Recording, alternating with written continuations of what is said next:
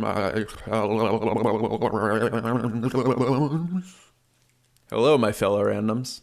I guess I'm still going to try to do this thing where I try to have a unique hello sign on with every episode. My name is Kev Duffy, and welcome to this, our 22nd episode of What's Your Random Podcast, the second episode in our first full season. And What's Your Random Podcast? You know what we do. We discover and celebrate independent and individual creativity from the inception of an idea to the process and practicalities of bringing that idea to life. You have an idea, but how do you make it into something that you can share with others?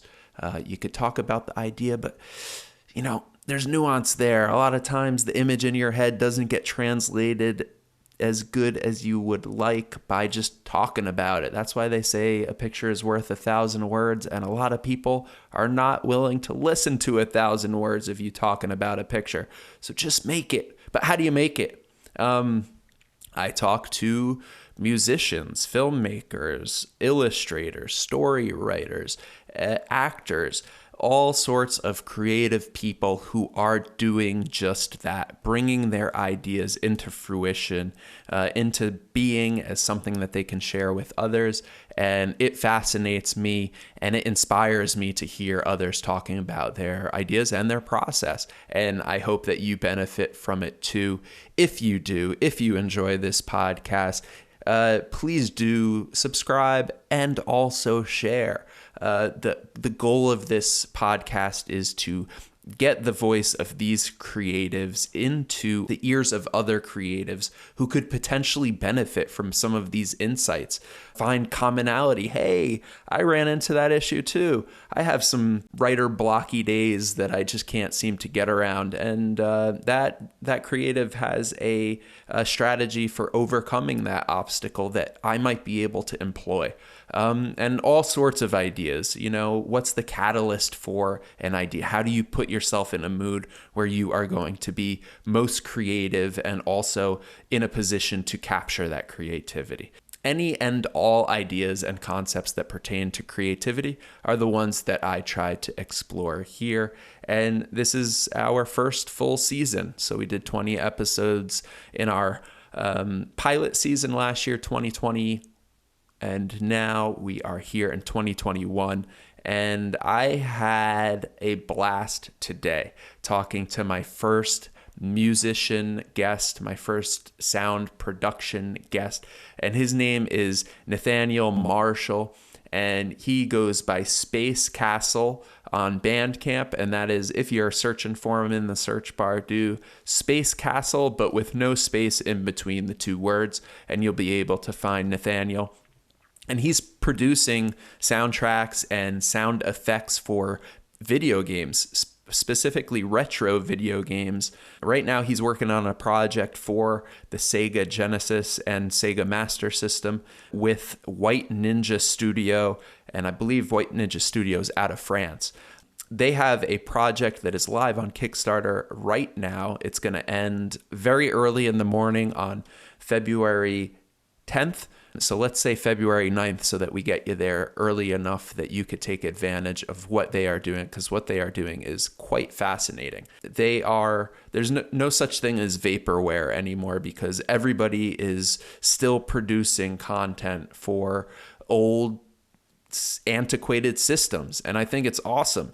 I think it is amazing that you can pledge and get their new video game. You could buy a new video game on a new hardware cartridge for Irena Genesis Metal Fury, a shooter side-scrolling game. Their Kickstarter ends February 10th early in the morning. If you want to buy a new Sega cartridge to throw into your old Sega system, this is the place to be, and the game looks fantastic. And the soundtrack, which Nathaniel is producing, is similarly metal. It's awesome. So check out their Kickstarter if you are listening to this episode before February 10th, 2021. And then listen to this podcast with Nathaniel. We go into all the areas that I love exploring, and me and Nathaniel were very much on the same wavelength to, despite it being our first meeting, dig into some granular concepts and ideas about ideas. You know the Murakami Haruki book, what I talk about when I talk about running? Well, we are talking about thinking, thinking about creating, and going into the weeds about the mental side of creative processes. And Nathaniel had some really cool approaches to getting himself in the mood and taking advantage of creative mindsets, as well as he's a busy guy. You know, he is hustling to do this full time. I think he's going to achieve his goal eventually because of his work ethic. And that is also part of what we discussed is like, you know, you have limited time. So how do you navigate that when you have a lot of ideas? I've expressed it before on the podcast. Sometimes I feel overwhelmed by the amount that I want to achieve creatively. I have the ideas, but to produce it takes time. Coming up with an idea, sometimes it's difficult, but sometimes, you know, you could come up with an idea for a movie in a second. It doesn't take a second to produce a movie. So we explored the ideas of balancing creativity and time. And I really enjoyed my conversation. I enjoy Nathaniel's music, and I am excited to learn more about indie and retro gaming. It was a fascinating conversation, and I will let us listen to it now. So without further ado, my guest, Nathaniel Marshall. Check him out by searching SpaceCastle, no space in between the words, on Bandcamp. And enjoy the random.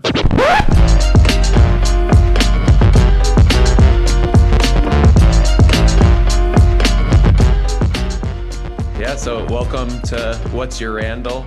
Randall, what's your random? I'm going to start a opposing channel called What's Your Randall now. I'm just going to interview myself. Maybe it should be Who's Your Randall? Right. Welcome to What's Your Random, Nathaniel Marshall, aka SpaceCastle. Yes, sir. He is a producer of 16-bit and I guess 8-bit music, but that's what we're going to get into today because I'm not very knowledgeable in the subject area, and I hope that Nathaniel will enlighten us a little bit here at What's Your Random. And he's currently working on the soundtrack for Irena, Genesis Metal Fury, which is currently being kickstarted, already hit their goal, but they are looking to achieve some reach goals with the remaining days on that Kickstarter. So pause the episode and go check out that Kickstarter if you haven't already, and then come back and listen to my conversation that's starting now with Nathaniel. So welcome. Thanks for having me, Kevin. Appreciate it. Yeah, it's my pleasure. So we were just kind of warming up, but we could just kind of jump right in if you don't mind, and go back and forth between casual conversation and the details of the project. Yeah, absolutely. To kick us off, if you could introduce Irena and how you fit into that project. Yeah, Irena is for Sega Genesis. It's a classic side-scrolling shoot 'em up. So you fly around a spaceship and just blow up a lot of stuff the whole time. It's really cool. And the soundtrack is in the style of metal, and there's some synthwave in it too. So that's the whole. I mean, that's kind of it. You know what I mean? There's not a whole lot to shoot 'em ups, but really excited to be part of that project. This is kind of like one of my first official projects, and totally unexpected that I was going to be involved with something like this. Kento's not here right now, so don't tell Kento, but I wasn't really that big of a Sega Genesis fan when I was a kid. Probably gonna get in trouble for that one. So I always aspired. I love 16-bit soundtracks from Super Nintendo games like Castlevania 4. That's like my biggest influence. I fucking love that game. Can I swear on this podcast? Yeah, you do whatever you want. I meant to ask you that at the beginning, but yeah. And, I kind of always fantasized about doing, music like that, but I never really thought it was feasible. And, once I starting my career as a game composer, I saw that there was actually a thriving little retro world of people making new games on old systems. So yeah, ended up getting connected with these guys and yeah, started working on it. When was that realization for you? The realization, About the realization that there's these thriving communities and really, I think, growing. It seems to be expanding yeah, as nostalgia holders start to have the purse to buy into projects like this. yeah, it was just in my, I started as a game composer about 2 years ago, and, I realized how much networking needs to go into finding gigs. So it was during my early days poking around on Twitter, and I saw this French page, all this French writing, but they had Sega Genesis carts and all these pictures of stuff on there. Like, wow, that's really interesting. How are people doing that? And I wasn't even looking for a gig. So I ended up reaching out to the page and I was like, how do you do this? Like, how are you guys doing this? And then, eventually I got connected with White Ninja. They asked me to come on and help them work on stuff. So it was like one of those things where I didn't even want this to happen, but then they reached out and asked me to join. So I was like, sweet. Yeah, like you weren't looking for it and the opportunity kind of you stumbled upon it, serendipitous or something along those lines. Yeah, exactly. So yeah, and then once I saw that, I started researching around a little bit more. I was like, oh, there's all these little boutique publishers out there. They're putting out these physical carts and doing the thing. It's like, it's just like vinyl records or cassette tapes now. It's that sort of thing. Nostalgia is always going to sell.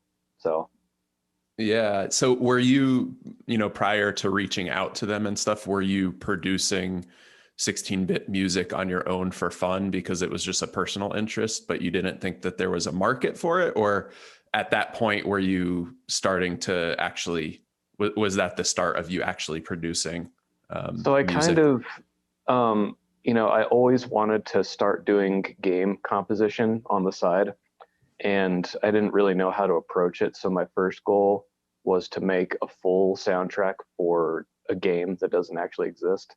So I created an album called 16-Bit Volume 1 or 16-Bit Fantasy Volume 1, which is all I did is I used the instruments from Legend of Zelda, A Link to the Past, and I just made a full game soundtrack only using those instruments. And I slowly put that thing together over a period of, I don't know, I think I spent like 2 years on it, just very casually putting stuff together. And, eventually once I was getting close to finishing it, I was like, okay, this will be my debut album as a game composer, and I'll use that as my first portfolio item, as it were. And I didn't know shit about networking or like how to manage social media or any of that stuff. So looking back, I was like, man, I should have been just sharing that stuff as I was working on it. But so yeah, I started out with that, and I have a classical background. I studied classical music at college. I was actually a piano major, so that I originally wanted to be doing that kind of fantasy orchestral type music. But once I joined on with White Ninja, I realized that I can do other stuff besides that, because there's no classical music in this soundtrack at all. Yeah. So when you say classical fantasy music, do you mean like specifically for fantasy movies or fantasy video games, more contemporary video games, or what application? I guess that covers both. Yeah, like if like a fantasy RPG type game, because there's always these really cool epic orchestral arrangements for those types of games, and it's a really good outlet musically for somebody who's actually studied classical music, because all that stuff is needed for that type of genre, whereas it doesn't necessarily fit in with other genres. Right. That makes sense. So up until, if you don't mind me asking a little bit more granular about your career composing music after you graduated. So what were you doing and what were you working on specifically before you got on with the folks at White Ninja? So I had been, I teach piano and guitar lessons. So I've got a ton of students doing that, and I was working full time as a custodian, uh, basically basically climbing my way out of some debt. So right after I got to the point where I was able to go part time with that job is when I started being a composer, and which was right around that same time when I released 16-bit Fantasy. Um, Prior to that, I've been playing in bands a lot. That was my main focus, and I have a band right now too, actually. But yeah, right after college, so during college and right after college, I was playing in bands, did a little bit of touring and stuff like that, and then yeah, eventually the gravity of my financial situation became undeniable. I had to go to the salt mines, as it were, for a couple of years. So, but yeah, during that time, I realized, it became apparent that I really wanted to pursue this career path as a game composer. And, I'm definitely not where I want to be yet. I don't consider myself a fully actualized artist, but when I think back to those days, I'm very proud of where I'm at now. And I feel like I'm on the right path. I'm making the right moves. Yeah, amazing. And I mean, from what I could hear of the game's soundtrack, and I checked out also your page on Bandcamp and was kind of jamming out before we hopped on right now to get a feel for your music. It definitely fits the genre, and it's a genre that people like myself, know and love and grew up with. So Thank yeah, you. I would agree. And congratulations on taking steps in the direction of pursuing your passion, and you're random, as it were, on this show. Thank you. Appreciate that, man. Yeah. So what was the relationship building like with the team at White Ninja? And like, what was the process? I'm sure there was some vetting, that they didn't just say like, hey, we choose you, because there's other composers out there, and you Yeah. talked about that and I'm not very social media savvy, or at least I don't, it's just not how I love spending my time. So I'm a little bit lazy, or spending my time in other areas. Um, but you said that there were some things you would do differently, like maybe release tracks as you finished them, and instead of releasing the full album. So I just want to get some idea into the trajectory, and how you ended up with the team at White Ninja Studios, Yeah. in a more granular details about that. Sure, absolutely. So, um, basically, and this is such a rare, random freak scenario, they had a composer working with them, and that's who I ended up reaching out to, asking about chip tune music, Sega Genesis music. Like, how do you even do this? And he actually ended up inviting me on the team to help him create music. So it's like, okay, so I'm basically like the assistant composer on this project. And then, eventually things didn't end up working out with him, and him and the team parted ways. And he actually ended up taking all of this music with him. Oh. So they're like, all right, he's gone. Can you write everything again? I was like, okay, sweet.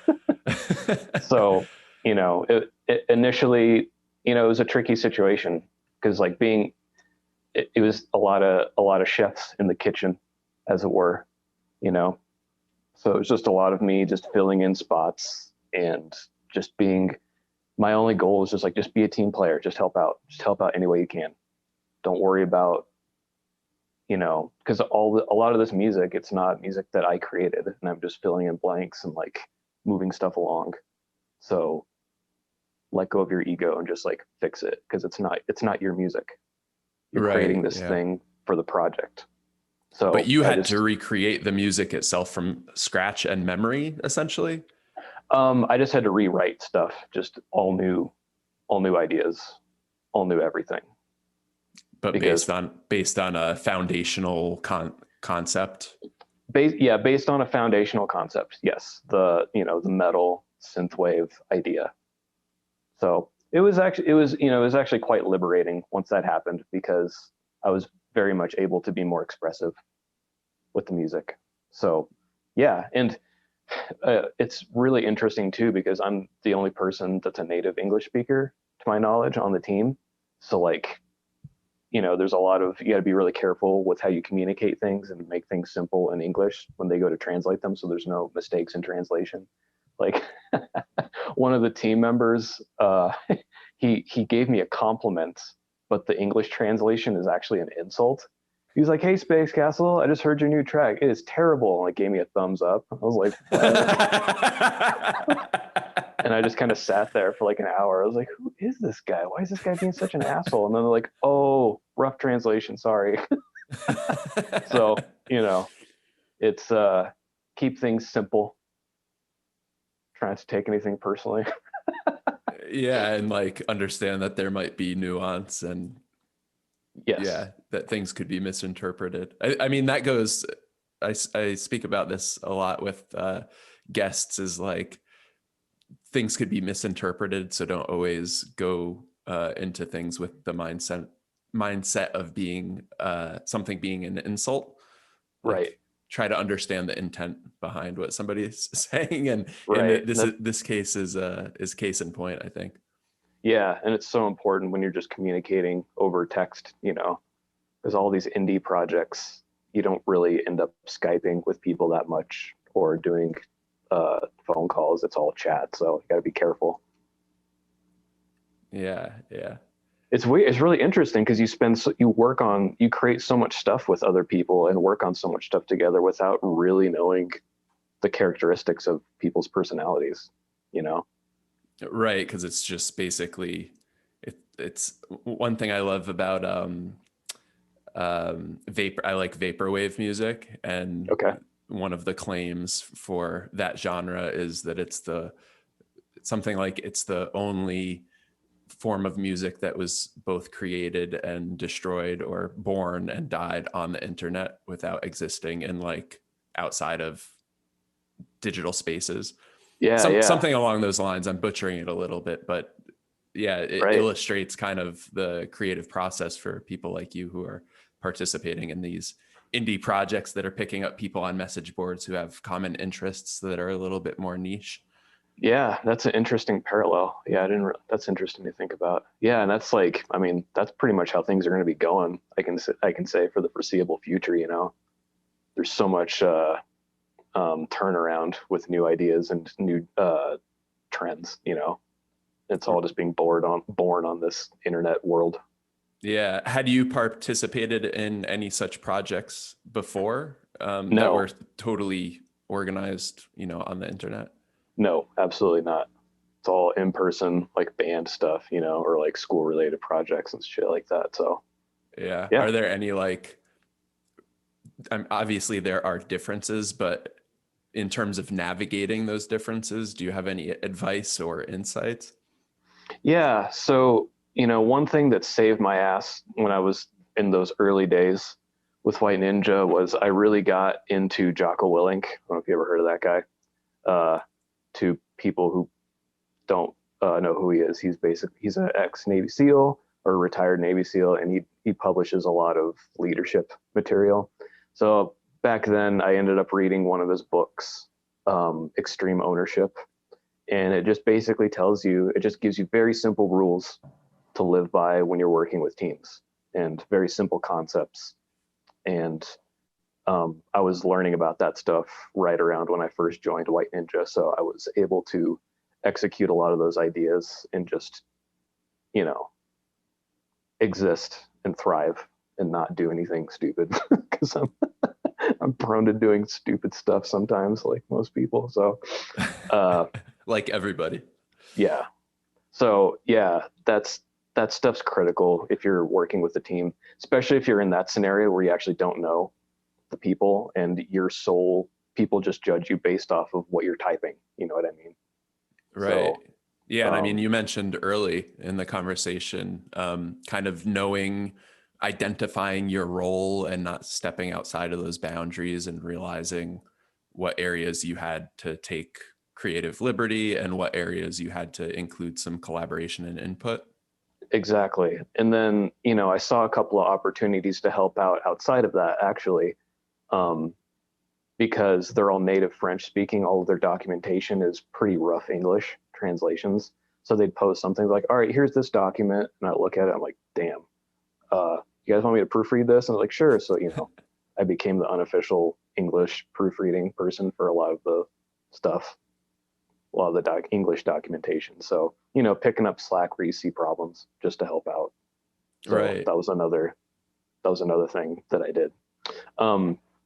And as time went on, I ended up taking a networking / business course by Akash Sakar. Shout out to Akash. It's called the Game Audio Professional or Game Industry Professional. Wow, I may have just messed that up. One of those three, but I'm sure if you search those, the right course will come up online.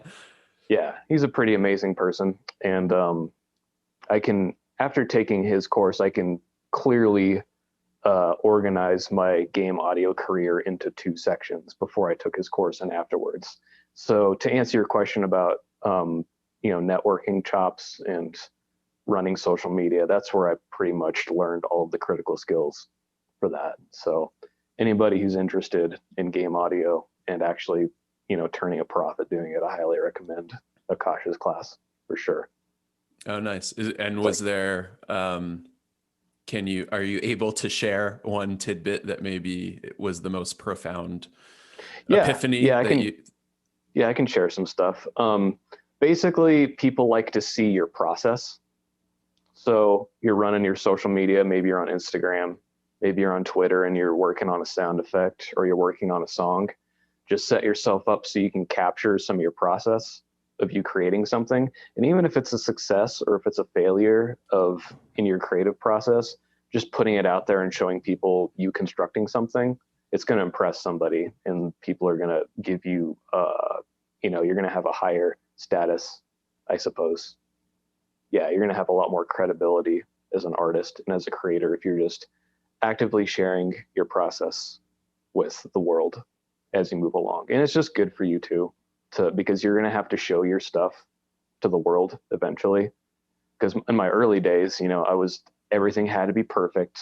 I had to make everything so freaking perfect before I would ever show it to anybody.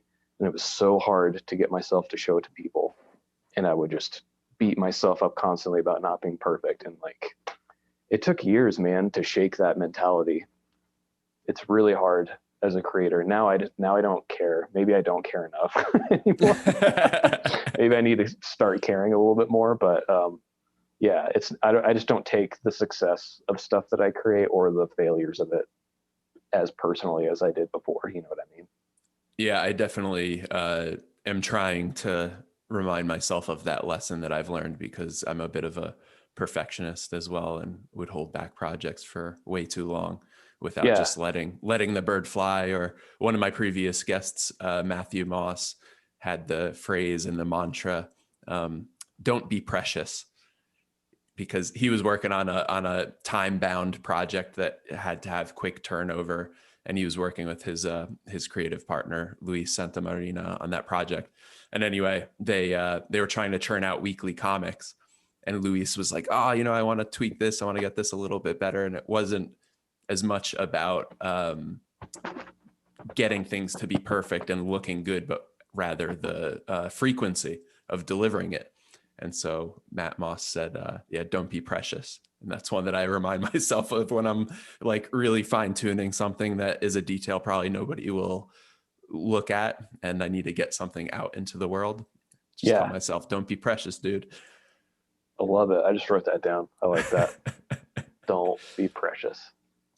And in regards to, documenting your process and talking about process and stuff, I think that's why, some people listening enjoy this podcast. It's not because I'm asking really insightful questions, but because the answer of what is your process to any creator is going to be different and glean some interesting insight into,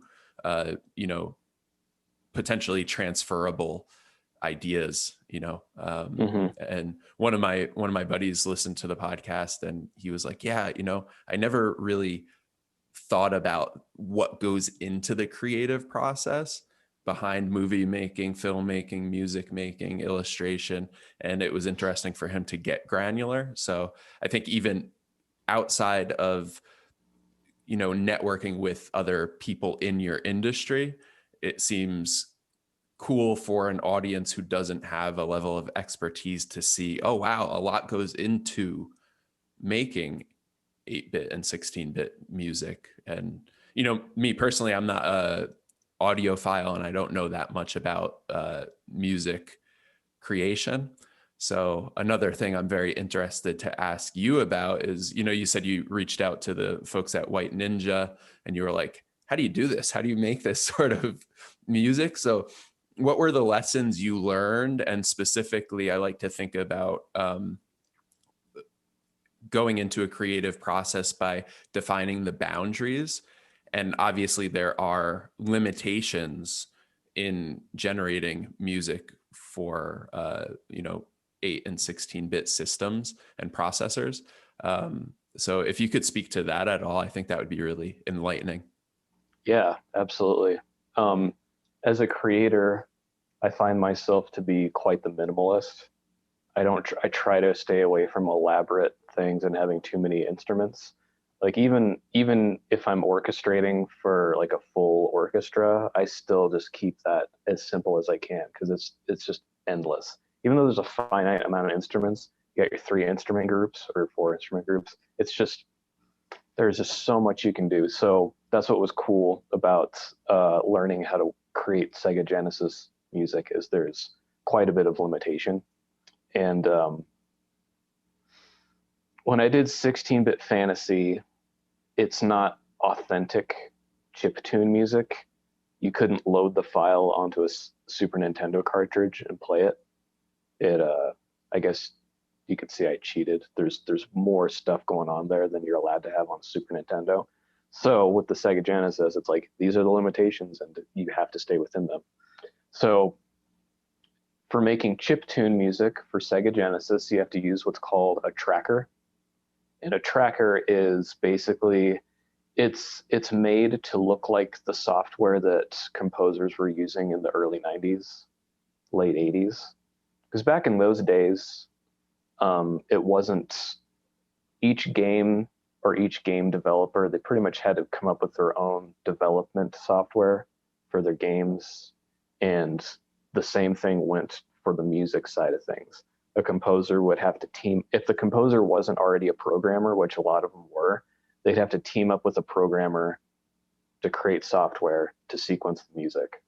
So those two things went hand in hand from a development standpoint back then. So there's a lot of trackers that are free out there and available for anybody to use, and they just look like that old school software. It's a vertical scrolling screen with little slots and alphanumeric data entries that you put in for what note you put in, what effect you want on that note, what instrument you want to play during that note. So it's very, by today's music creation standards, it's quite primitive, and it's kind of unforgiving. So you have to have the ability to keep ideas in your head a little bit longer. That way you can construct them, because it takes kind of a while to construct your ideas. And then when you make a mistake, you got to go back and fix it. And then visually looking at it, it's all numbers and letters. So it's is there any ability to copy and paste the bar chunk? There is. There is. Okay. There is. So they basically did that ability exist in the original, to your knowledge, in the original programs? I'd imagine so. I'd imagine they put that in there. Yeah, I would think so. Maybe like the super primitive ones they didn't, but I would imagine so. But I actually don't know for sure. But yeah, that being said, as far as the creative process goes, I learned to not spend a lot of time on the software creating within the software, because you get so bogged down tweaking everything and putting everything in the right spot.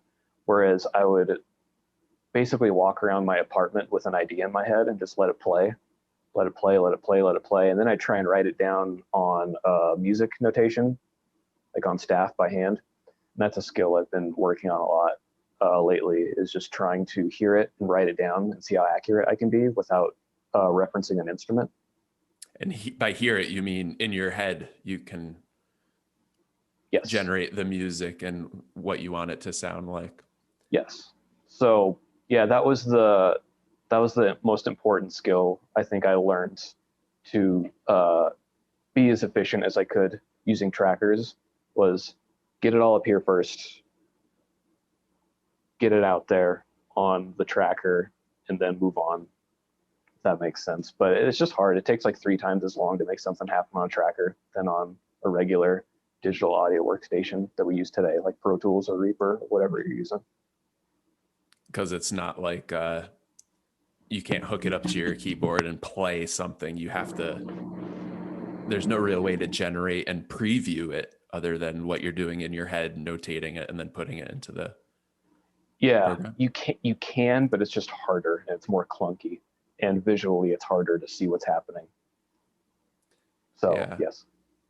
And when you're doing it so there's obviously processing limitations of the old consoles. And for my understanding is there's a graphics card and then there's a sound card. So the sound, what you're producing for music and sound effects for the game, you have your own dedicated processor that will work to produce that sound for the audience. So you don't have to be concerned about any other part of the game and kind of encroaching in on processing speed that they need to utilize. Yeah, for the most part, that's true.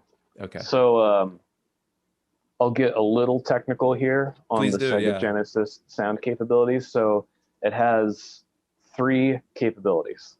It has 2 chips in it. One of them's a synthesizer. The other one's a more primitive synthesizer. And then it also has sampling capabilities. So the difference between a synth and a sample is a synth is an artificially generated sound, basically manipulating electricity into sound waves in a way that you pick.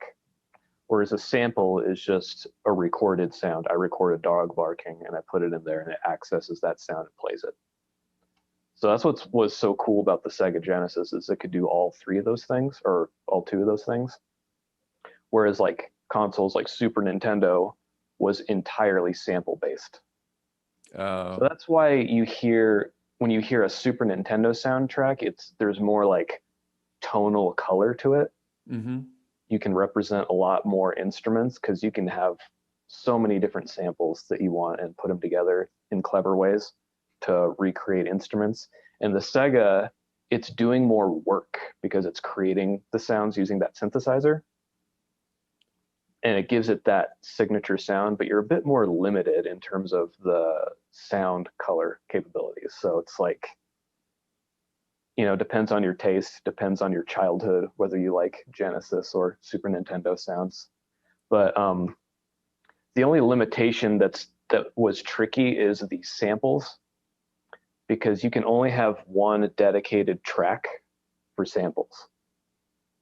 Whereas on Super Nintendo trackers, it's every track has samples. So you have kind of unlimited samples. And what that means is you have to pick which instrument you want to sound the most realistic, and you have to put it in at the right spot while you've got all this other synthesized stuff going on. Mm.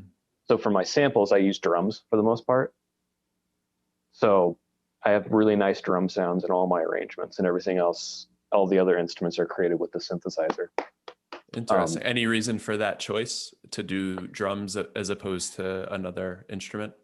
The synthesized drums are just so underwhelming. And the amount of drum samples that are available now to people and how good they sound, it's just limitless how good you can make drum sounds these days as a composer. So, and since it's a rock, metal synth wave, the drums are very, very, very important in that type of music. So that's why I went with that.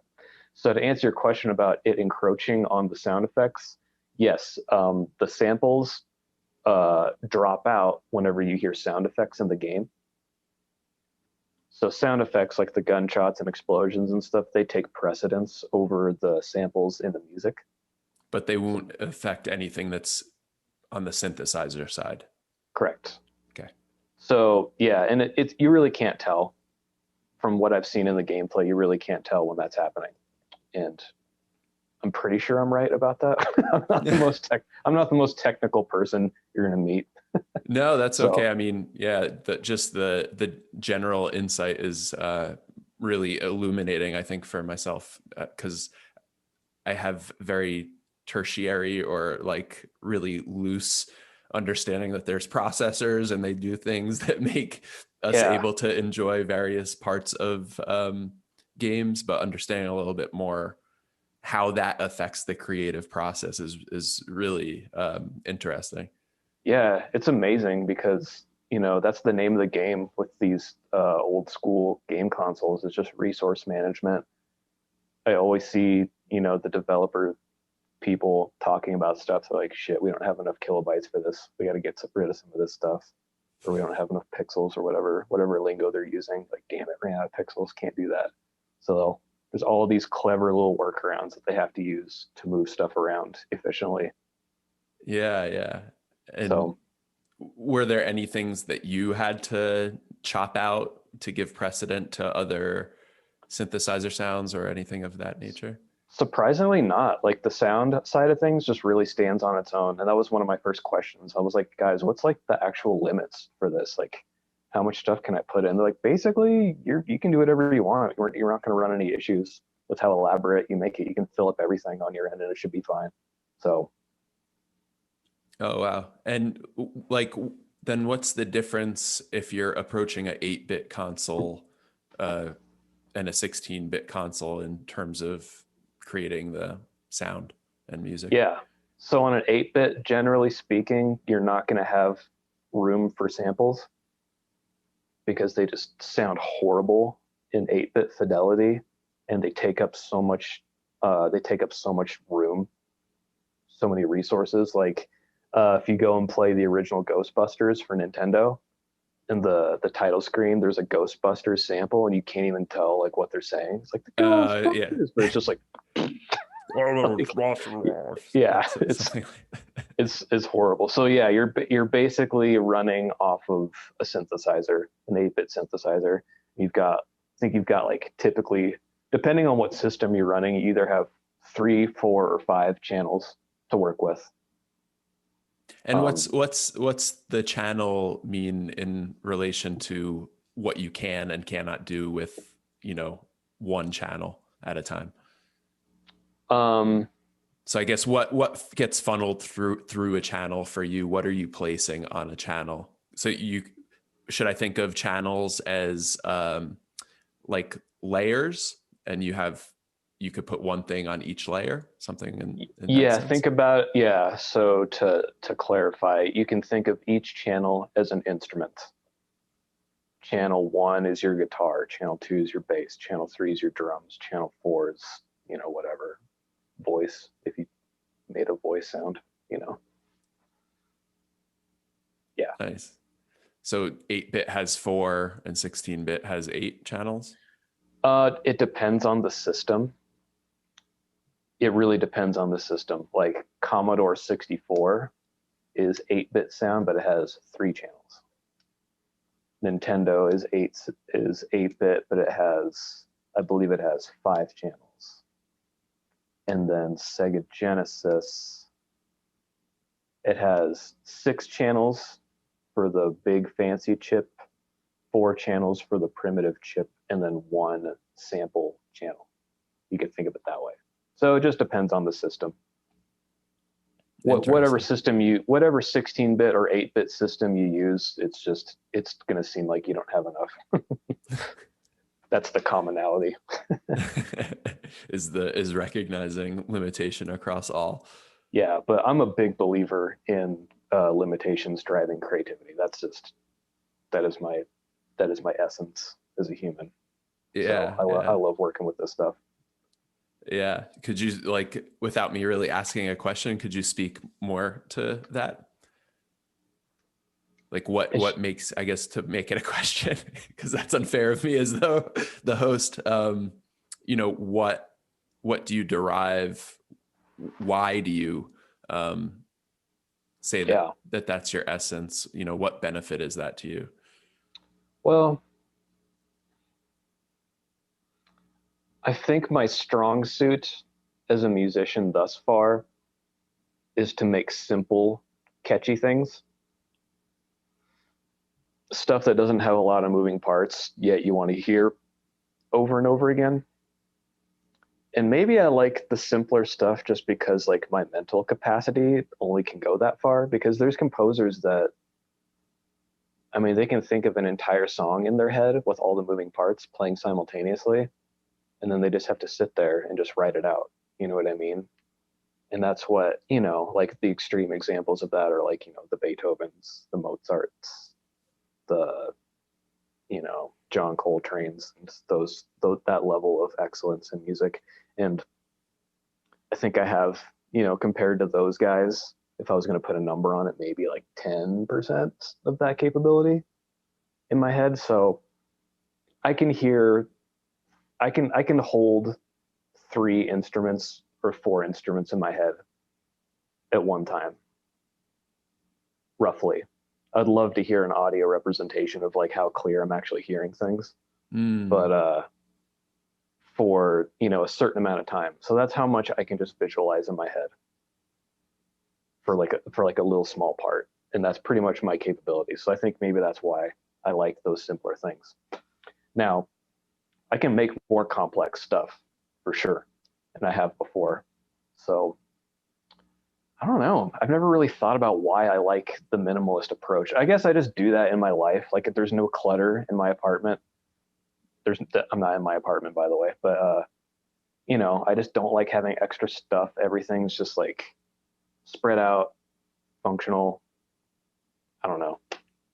I guess it allows you maybe to focus on what really matters and what you want to emphasize, and maybe apply your perfectionism to a few specific things as opposed to an overwhelming amount of instruments or clutter. Yeah. I'm like the opposite of a hoarder. So I guess that's why I like less moving parts too. You know what I mean? So yeah, that answers your question. Yeah, absolutely. And I wonder, like, because I am not a music guy, really, I wonder how you develop, if it was natural for you always to have the ability to listen and track 2 or 3 or 4 instruments in your head at a time, or if that is something that you are trained to do. I'm more of a visual person, so I could think of a story and start tracking like, oh, maybe a cut here would be most visually appealing and give kind of the emotional impact I would want. So I'm interested in that difference from that perspective. Yeah, it's kind of both, to be honest with you. Studying music in college, being a music major and going through that pipeline really demystified all of my questions about music, and made it into a science, made it measurable. So having that music theory knowledge of how like the music language actually works and how it developed through history really helps.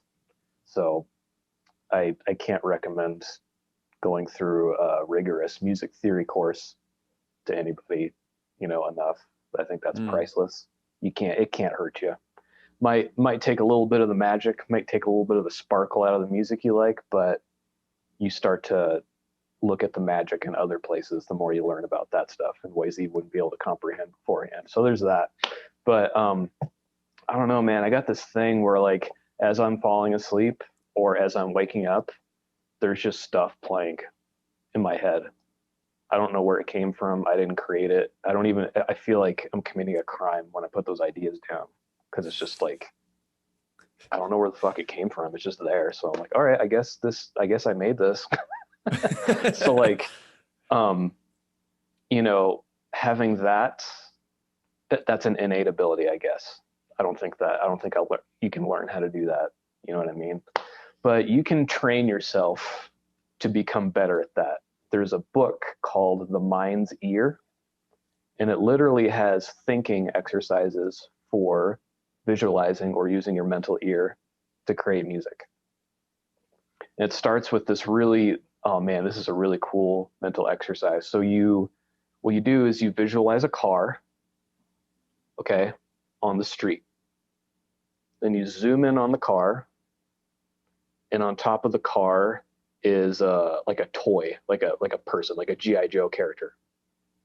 We'll think of that. So we're zooming into the GI Joe character, and then as you zoom into the GI Joe character, on top of the GI Joe character's head is a cactus, and then as you zoom into the cactus, on top of the cactus there's a banana, and as you zoom into the banana there's a dog or whatever, and you practice in your mind zooming in and out and seeing those different parts.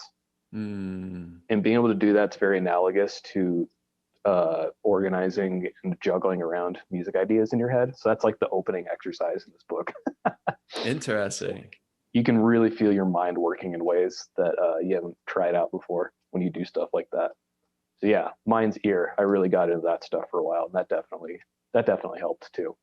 Yeah. Do you still use and do any of these mental exercises?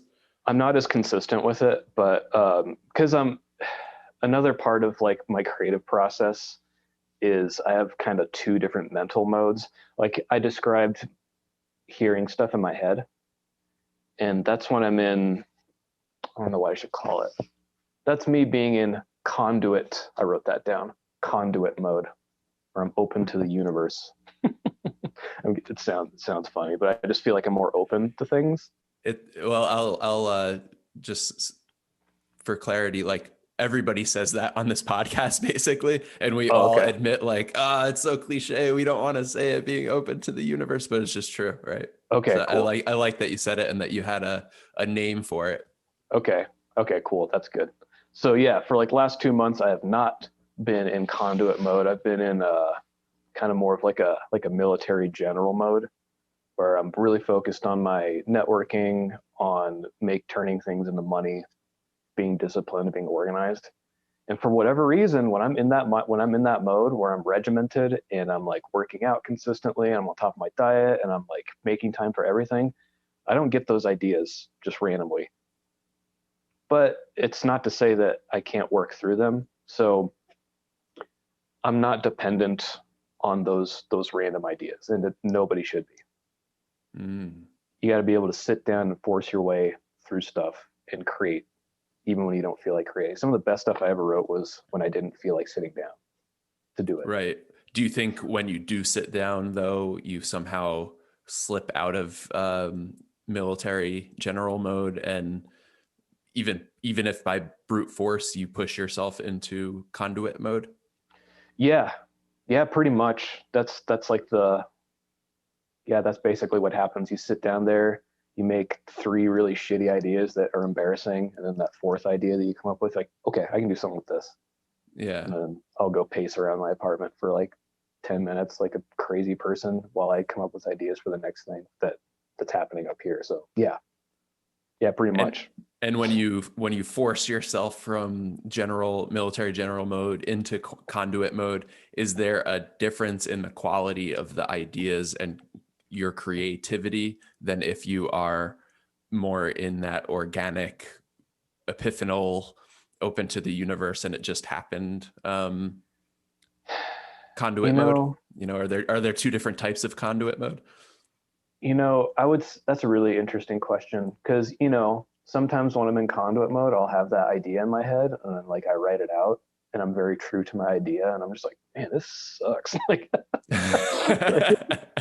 thanks, universe. Thanks for what I do to deserve this shitty idea. But a lot of times they're awesome though, and there's like magic to them. And the reverse, when I'm in military general mode, some ideas are amazing. So it's like the yin and yang. I think more good ideas come from conduit mode, but it's not guaranteed. General mode, more crappy ideas come, but it's not guaranteed. But right. you can always I've mastered how to create out of both of those, regardless. I'm not dependent on either of those. You know what I mean? Yeah. This is kind of really core to what I love talking about on this podcast. So I'd like to definitely dive a little bit deeper. I think a lot of times people are looking for like we speak about these kind of abstract ideas about creativity. And, you know, we try to understand creativity in general. We try to understand ourselves as creators, and we want to like be able to manage and manipulate the modes like you appropriately gave appropriate names to. So I wonder what you do, if you have a process or a discipline or something you use as a catalyst to switch between modes. Yeah. And you mentioned in either mode you found what kind of puts you in a position where you could take advantage of that mode. Yeah. So what are some of like the specific things you do to help you take advantage of where you're at and manage where you are as a creator between these So two modes? that is a great question. So I think first and foremost, as a creator, you have to let go of your expectations. You have to learn how to be okay with yourself and how to stop thinking about what other people might think of what you're doing. That's huge. Huge. Yeah. It's a huge step. It's a huge step. And you only do that by doing things like I stated before, sharing your process, being more open with what you're doing, finding the people. Here's another Akash secret I'm going to give up. Sorry, dude.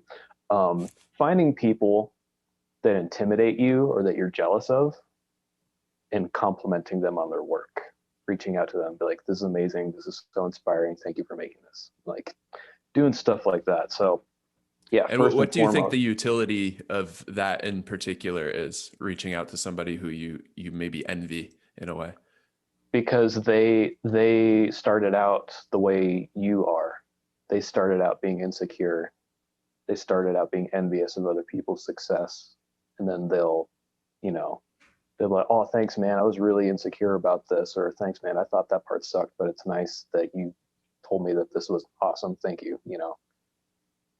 Because it's, and for you, do you think that switches you from a mode of like kind of a negative emotion of envy to more admiration, or switches it a negative to a positive just by brute force of saying, I this makes me feel uncomfortable because I'm so in awe of what this guy's doing and I'm jealous and all these negative feelings, and just by forcing yourself to say that you appreciate it and reframing how you view it, and by reaching out to the individual is like really forcing yourself to reframe it. well, I Is think that fair? yeah, I see what you're saying. I think it's quite simple. The issue at hand is your ego is getting in your way of you creating. And by doing that, by reaching out to that person, you put your ego in check. You win that little battle against your ego and allows you to be more free mentally. Right. I think it's just that simple. Well said. So yeah. there's that. Wait, what's our original question again? What are we talking about? I think we were at Akash's. Oh no, that's what we just dove into. I lost the track too, so don't feel bad. So the big question is, how do you manage your creativity? Like Oh yeah, how do you switch modes? How do you know how do you understand, what's best for you creatively, and how do you catalyze either a switch of modes or catalyze creativity in each mode for you? Because you kind of mentioned that, you get up, you walk around 10 minutes, and maybe some of these are kind of codified for you so that oh, I'm in this mode. This is where my mind's at. I need to do this to be my best creatively in this moment. So what are some of those scenarios and then specific exercises for you as a creator? Right. So yeah, first thing is being okay with yourself. And then once you get past that, and you only get past that through showing your work and creating and reaching out to people. Once you get past that, I read a book called The War of Art. You may have heard of it. Yeah. I'm sure Somebody brought that up on this podcast, perhaps. They haven't, but I've heard of it, Oh, and okay. I just recently bought it, and I feel Oh, ashamed that I haven't read it yet because I heard about it years ago. But oh, okay. yeah, Yeah. please, by all means. And that book puts the whole creative process into a very simple, somewhat brutal framework where it's just a matter of, am I going to show up and try today? Or am I not going to show up and try today because of shit that I've made up in my head that tells me I'm not supposed to do this today? And it's always, you know that you're going in the right direction when it freaks you out. So, you know, the sooner you just sit down and let go of your expectations and just start creating 3 little mini drafts of something, the further along you're going to get. And that's, to answer your question, that's one of my big rules. I got to make at least 3 little versions of something that I'm going after before I'm allowed to draw any conclusions. And if they all suck, I have to make 3 more. And so you know, by 3 versions, you mean like really totally different approaches to solving the same creative problem? anything. So like, okay, so I'm a developer is like, I need this song for the title screen. So I'll make 3 different melodies, and they all have to be totally different from each other. And then let's say I picked one, I'm like, this melody's awesome. Then I'll select that one, and then I'll come up with 3 different ways to arrange that initial melody. And then I'll just keep those. And then I'm like, okay, I have to make a B section. So I'll repeat the process, make 3 different melodies for the B section. Select one of the melodies from the B section that jives well with the A section. Or I'll select a different A section. And I just do this whole thing. Doesn't matter what detail you're working on, just make 3 versions of it. That way you don't have anything riding on one idea that you're kind of doubtful of, you know. And it's just good for you as a creator to force yourself through that process, because again, that leads you to my first point of letting go of expectations. Because when you know you got to make 3 different things, by the time you've put out all your ego on those first 2 ideas, when you get to that third one, you don't really care anymore, and like the third idea typically wins, you know, at least in my experience. Interesting. And are you, like, in the case of this example, are you able to produce all 3 ideas on the same day, or do you need to have some breathing room in between? Because I'm thinking about from the perspective of writing, if I write a concept and then I kind of open a new document and try to, you know, write to the same story but from a different angle, something like that, I imagine that might be difficult to really clear the slate and have something that is supposed to achieve the same creative goal, but have it still at the same time be quite different. So Yeah. is that at all a challenge? And do you have space, some breathing room in between when you're generating the 3 approaches to the same idea, just to try to Yeah. attach some words to this? Yeah, it all depends, quite honestly. I've had, I've had stuff just flow. I've written a song in a couple of hours that I submitted to White Ninja on hour like 3. It just happened. And then, I've also made songs that have taken me like an entire month to struggle through because it was just such an uphill battle, So for me, depends quite greatly. I have a band too, and I sing and I write lyrics for that. And I need lots of space in between sessions for that because that's just so personal for me. So, I'll do a couple of sessions per week on a song, write stuff, but I'm so convinced that my music sucks for that every single time that I gotta let a song go for like 2 weeks and then come back to it like 3 weeks later. I almost forget about songs. I'll come back to a song and I'm like, what is this? And I find this file. I'm like, oh, I made that. All right, this is kind of cool. You know what I mean? Like, so it can be as extreme as that. Yeah. So is there a reason why the music you're producing with and for your band is like more personal, and it seems maybe you're more critical of it? We released 2 albums in 2020, and I feel pretty good about those records. And now I'm feeling the pressure of the second record and making it as good or better than the first one. So there's some of that going on. And yeah, you know, allowing my mind to be occupied with some of the things that I just said that you're not supposed to let your mind be occupied of what other people are going to think of your stuff. So, you know, I'm still working through that stuff, still trying to figure that out. Yeah, and it's, you know, the whole idea, like I'm gonna. It's not so much that I write the song and then I send it to a developer and then it's on a game and my name's in the credits somewhere. It's a lot more like, this is me, this is my band, and I'm gonna be singing it in front of people, you know, someday. So yeah, there's a little bit more pressure, I feel like, Yeah, because and I'm really, allowing it to be. right, mostly on yourself, and I think that's natural. And I imagine all creators kind of deal with managing those feelings that you could never fully conquer them and totally consider a stake in the heart of self-criticism so, and things of that nature. Yeah, it can be brutal for sure. What's the name of your band so people could check it out if they want to? Yeah, my band is Falcon Haptics. You can go to falconhaptics.bandcamp.com.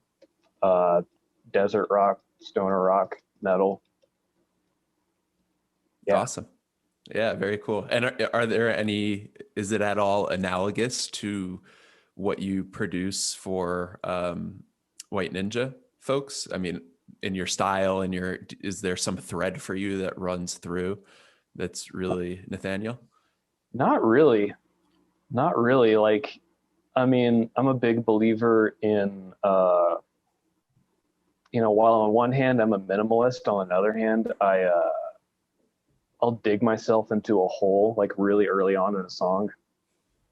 I'll just take it somewhere really weird that you don't expect, and I'll get there, and I'm like, what the fuck am I doing? Like, how do I get back? And then that's where the real work starts. Is where I make myself get back to the beginning. So I think that's like the only thing I do. A lot of that in Falcon Haptics, but I Is guess there one song that would really illustrate and really articulate what you're talking about now? Because I'd love to hear it and try to see if I yeah, see the whole and identify it.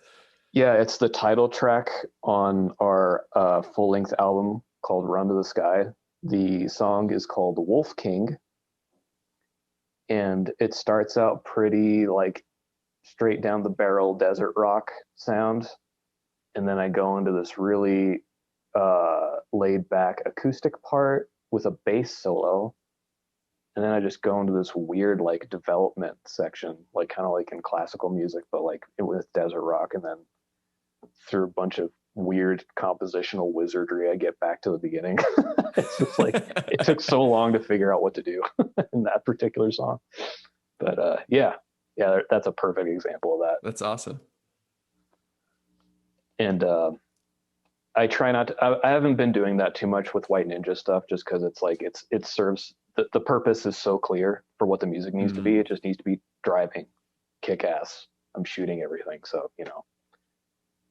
Yeah. So are you going to now that this project, I guess, where are you at in this project for your chunk of it? And, to make sure that we shout out the project a little bit more, where are they at? I know the project is successfully funded already, but that I'm sure any additional funds will be made to be used to make the game that much better. And it Yeah, already looks freaking awesome. And I grew up a Sega kid, so the side scrolling, like everything just looks so accurate, but at the same time new. And yeah, I think anybody who is an old Sega head will definitely feel at home, but also recognize it as something that's really new yeah. with Irena. Thank you. Yeah, as far as on the development side of things, they've part of the whole Kickstarter process is getting feedback from the audience. People making requests like, I'd love to back it, but can you change this? And I know we've gotten a ton of feedback, and I'm not sure what decisions are going to be made, but I know that the further development of the game is going to be contingent on those requests. The ones that they decide to go with. So that's really cool. I don't know Yeah, exactly. and reading up on the project too, it seemed like the full development of the game from the inception was, they started to go through the motions of developing the game, put out some simulator stuff and demos online, had people play, got feedback. So it's really not just crowd funded, but crowd sourced feedback that drove the development of the game, and which is probably why it seems so, reading through the description on Kickstarter, it seems so buttoned up, and like no stone was left unturned, and fully fleshed. I can't really think of a way to articulate that better, but it's just wholly realized, I guess. And that's probably because any hole that may have been there was realized by somebody in their audience who let them know. Exactly. Yeah, that's the beauty of developing games in this manner and showing all your work on Twitter is that you can put out little polls and see what people are thinking, Yeah, because yeah. the retro gaming community is a bit more hardcore than other gaming communities, I would venture to say. So opinions are a bit strong. We'll say Yeah. that. There's some strong opinionated individuals out there. And I mean, it goes back to your point of your work personally, putting steps out, putting, your process out online to not only garner support, but show people that you're doing the work and what kind of work you do. And Exactly. people like participating in that process. Exactly. Yeah. So as far as, what I've got remaining, as far as I know, I've just got to do level songs for the upcoming levels because we have a demo. We've got 2 levels on the demo. And yeah, we're going to I think there's going to be like 9 levels total. 9. Okay. Yeah. Yeah. I wasn't sure if As it was far as 7 I or... think, I can't remember, somewhere around there. So, I mean, most of my work's done. I've done quite a bit of music and sound for it up to this point. So, I'm gonna try to do some more interesting stuff with the music. I'm gonna be a bit more dynamic on some of the levels. Um, there's a game that I'm really bugging out on that was out for Sega. It's one of those new Sega games. I don't know how to pronounce it. I think it's called Super XXYYXX, something like that. Go look that up. Go Google that. But the soundtrack for that is freaking awesome. This what is the composer's name? I'm friends with her on Twitter. Karina DEA or D3A. You'll once you look at this game, you'll find it. But yeah, super metalhead chick, and that soundtrack is crazy. It's like sci-fi metal that goes in all these weird places. Like, how I was saying, like dig a hole. This is just Yeah. like a giant hole. All these tracks, it just goes in all these weird dynamic places, and I want to do some stuff like that. Yeah. At least on one song, but because I'm so like structured in like A section, B section, go back to the beginning, you know what I mean? So I want to do a little more of that stuff. I want to get a little crazy on some of the songs, depending on what the level is. Yeah. Yeah. Yeah. So how are you going to spend your time and creative energy from here on out, considering you kind of just started to get into the game systems, retro game system, music and sound generation, but you also have your band. How do you split your time, and where do you see your future development in the retro gaming music Yeah. genre? To be totally transparent, I just grind as much as I can and I take lots of naps. So like, my mornings, I do as much networking, music creation as I can. Then I go to work and I teach my students, and I still work part time as a custodian. So hashtag custodian life. But I've been there actually, too. Yeah. actually really like this my job. It's like my favorite shitty job. I love it. But yeah, the next step is make those mornings count, stack up as many gigs as I can, produce as much stuff as I can, make as many connections as I can. And the next step is just get rid of this custodial job, get enough game audio income to get rid of that. And then that'll just free up so much more time to keep going. I eventually want to quit teaching at some point. But I don't know. I've been teaching forever. I've been teaching for 10 years, and it's like it's so easy now that it's actually enjoyable.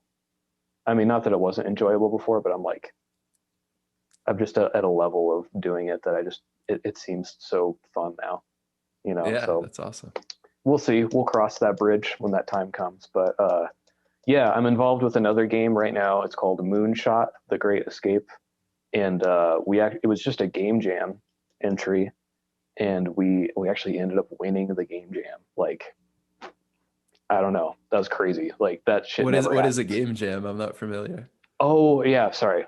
No, that's okay. I'm not speaking to the game dev community here. So it's like the Iron Chef for video games. You form a Awesome. team.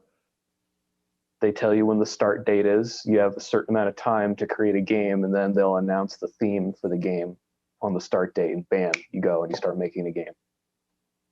And there's lots of different game jams out there. There's some that are just, for fun, for ranking, for bragging rights, for networking, and then there's some where you like make money, where there's cash prizes. And we happened to win one of the cash prize ones, so it was like, yeah, it was a good little victory, for me personally. I was like, wow, I turned my sound into money. It worked. So yeah, we did. Once we won that, we decided like, well, let's just make a full game out of it. Like, so we're in the process of creating that game, hoping to get it done by the end of March. And is that with a different studio, or how did you Yeah, get it's a involved in different that project? studio. They are called Nimble Beasts Collective. You can find them on Twitter. I think they have a website too. But it was just random happenstance. When you're forming teams, you just go out on the Game Jam website and find whatever message board or whatever community they've got set up, and just like, hey, I make audio. Can I join somebody's team? Because there's always more game audio people than there are everybody else. Like, game audio is the most dispensable field out there. Like, there's so many people trying to do game audio. So yeah, but it was just random. I just joined this server, and I was like, hey guys, can I join in? They're like, yeah, sure. And then that happened. I got lucky. I found a really good team. So Nice. Congratulations. Yeah, being thank you. part of such a successful project. Yeah. So yeah, I'm just doing that. I'm just trying to stack up as many gigs as I can to the point where I have to make a decision whether I quit one of my jobs or not. So that's my goal. Yeah. And how about your integration and development as an artist in this specific space? Like there's genres, synthwave, and more genres that, not just specifically for gaming, but people actively listening to music in similar Hmm. genres. So are you exploring opening up a little bit within the nostalgia, I don't know what to call them, if there is a term, something like nostalgia genres of music, Yeah. and synthesized music? So the fantasy slash orchestral genre is one of it's. I would say that's my main strength, and that's one of the highest nostalgia creating styles. I would say I put it in the top five. You know what I mean? But that's one of my strengths. So I definitely play to that strength. There's one other game that I'm involved with, super low key, under the radar game I'm working on called Last Legend, where that's what I'm providing for that game. And I can make rock music and I can make synthwave to a certain degree. So I'm just sticking with those strengths right now. I'm just running with the strengths. I'm not really concerning myself with branching out quite at this point. The branching out that I am doing is in creating sound effects. Jumping into this game, the whole field of game audio, I didn't realize how intense and how deep of an art form creating sound effects is, and I'm actually pretty fascinated by it, because that was one of my biggest grievances with working on music, is you can't listen to music while you're working on music. But when making sound effects, I can put on some Ghetto Boys and just start working on explosion sounds. So Yeah. What's the that's process like, and why is that why do you find that fascinating, or how do you find that fascinating? it's just a different way to look at sound in a non-musical way. You're still, all the primary elements of sound are still there. I guess you're thinking about it at a more pure, more primitive way, I think. And as you like you can jump on YouTube and like find a tutorial like how to create a gunshot sound, and then you learn how to stack all those parts together to make the gunshot sound. And once you construct something like that for the first time, you start listening for sound effects in other games and in other media, and you start to say, see what put those together. You're like, oh, that's somebody scratching a wall. That's not what you think it is. Like people think that gunshot noises are samples from guns, and they're not. It's like an oven being slammed shut and like a whooshing sound and like adding some distortion at the end. It's like it's not a gunshot, you know what I mean? But like that's what we use for gunshot sounds in games and stuff to make them sound Yeah. cool. Interesting. So it's a lot of like recording your own or finding Foley sounds and stacking them in a way Exactly. that. Exactly. Yeah. Yeah. It's a whole madness. And it's really fun. Do you have a favorite one that you created that's like peculiar or really just mixed together sounds to create something totally different? So I did a game jam like 3 or 4 months ago, and we made a game. It's a horror game called Imprint, and it's a first-person shooter horror game. And the theme of the game was light source.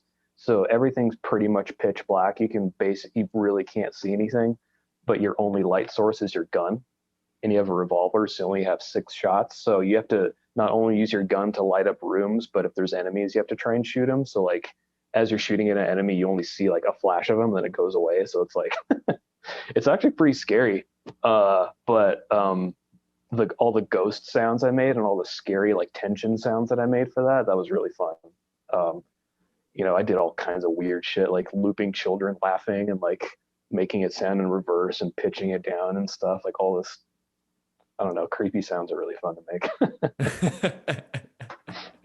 Yeah, probably allow you a little bit more liberty in Oh yeah, choosing you're just like, samples. And how messed up can I make this? And I don't know. Apparently, I'm good at that. So are you playing games like now? Is there a personal resurgence for playing retro games now that you're involved in their creation, or like where were you as a video game player before getting in yeah, on some of these projects, and where are you now?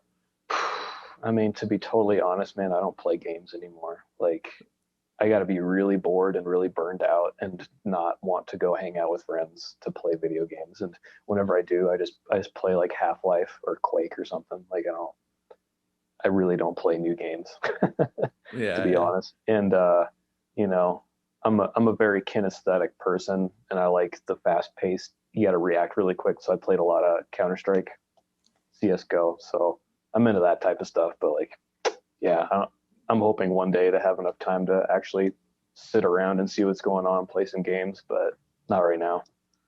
Yeah, I'm kind of in a similar place. I played games growing up, and then it's been many, many years since I've sat down and been able to play a game with full immersion and not have my thoughts Yeah. basically force me to put the controller down and shut the machine off. What kind of stuff are you into? I grew up playing a lot of RPGs like Suikoden, Breath of Fire 3. I watched my brother play Final Fantasy 7. Sweet. Racing games, like very specific ones though. Midnight Club, the first Midnight Club I enjoyed on PlayStation.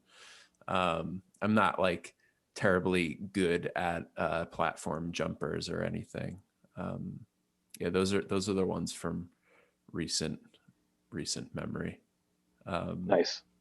yeah, yeah. But I mean, I also love Castle Defense. So there was a game on PlayStation 3 called Monsters by Pixel Junk, I guess was the studio or Okay. the production company. And that was really, I think that was the last game probably in 2010 that I was like really, playing until 4 o'clock in the morning to beat these stages. Wow. Full immersion. Yeah. Yeah, but Dang. it's been since then, and I've picked up a couple of like PlayStation 3 games that I had wanted to play and like played a couple of hours, but just didn't have the muster to stay fully engaged and immersed nowadays. So I put them Right. on the shelf for now. I feel you. Yeah, I like those racing games. I like that it works a different part of your brain. Yeah, You're just yeah. trying to shave off fractions of seconds to get somewhere. Yeah, Yeah, and I get obsessed with that shit. yeah, I like I don't know if I'll ever be able to get into newer games. Like they just look too real for me now. Yeah, Jumping, I'm basically in a time capsule as a game player from 2010, and even back then I was still playing PlayStation 1 games. So I was yeah, always kind of like slow to uh adopt the newer games. So yeah, yeah. some of my friends have been asking me like, "Oh, you should get a PS4 and jump on and play with us, Counter-Strike and like this and that." And I'm just like, I don't know if I'll I think it might like shatter my world. I don't Yeah. know. Yeah, there's so many people out there like that, you know? Like I see so many indie developers making older style games only using like textures from PlayStation 1 capabilities and stuff like that. People Yeah, I love it. love that. Visually, I love that. And I also like one of my favorite games was Red Dead Revolver, the first Okay. game, which I think was a PlayStation 2 game. And that game was pretty buggy, but I like finding the bugs and then working with them as part of your strategy to beat the game. And Yeah. not like finding a cheat. Like, the most famous one for me is NHL 94, a hockey game. You could do this like go behind the goal and do a little twirl and then shoot the puck in. And it was like 90, I don't want to say 90%, but it was really an accurate way to get goals consistently. So Right. that was more of a cheat, but like there's ways that is less cheaty that like you just recognize the limitations of the game and kind Right. of utilize them as part of your strategy. And Red Dead Oh yeah. Revolver was like that for me. That's cool. Yeah, I love that glitchiness stuff. I think my favorite game in that regard is NFL Blitz for Nintendo 64 because like What was they literally just put glitches into that game on purpose. Like just so such you could random shit happens. Like like I've seen, yeah, because I'll play it with friends. Like usually, like during Thanksgiving, me and my friends have our own little Thanksgiving party, and there's the NFL Blitz game that I happens, love that. Yeah. and like just we'll see shit happen that we haven't seen in years. Like there'll be times where you like can't be tackled, like you're just running, and like doesn't matter what you do, you can't tackle the person because the game just won't let you because it's like this random thing happened. Yeah, I love that shit. It would be kind of awesome if running in the end zone behind you just puts you in the end zone in front of you, like a kind of Right. Mario jumping situation, but with end zones. Yeah, he disappeared You somewhere into the disappear and universe. reappear. Yeah. Yeah. Yeah. We used to play Mutant League football a lot. It was like a classic in my household. Okay. Yeah, that was a fun one. And there were a couple of glitches in that too. But yeah, and I like I pick up more like 10, 15 years ago, I would pick up games at GameStop that were like a game I've never heard of and I was pretty sure nobody else ever heard of. Right. Like just really like random titles that were imported from Japan. There was one called Tulip, which was a PlayStation 2 game, which I don't even know how to describe it. It was just really bizarre. Like slice of life. You're like this little monkey kid in a Okay. Japanese town. And I think you were trying to like get a girl to love you by doing various like missions.